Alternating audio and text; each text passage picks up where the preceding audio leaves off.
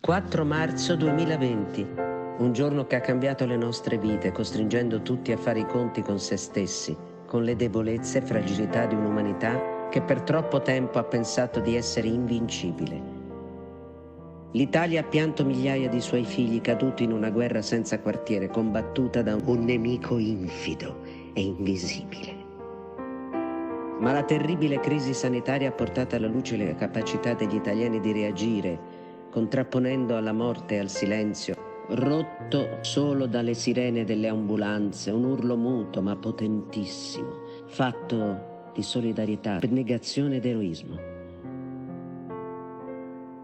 Con la gioia nel cuore, con tutta l'anima, dedichiamo al mondo di cui fieri italiani ci sentiamo cittadini questo inno. Che bella cosa una giornata di sole, un'aria serena dopo una tempesta, per l'aria fresca pare già una festa. Che bella cosa una giornata di sole.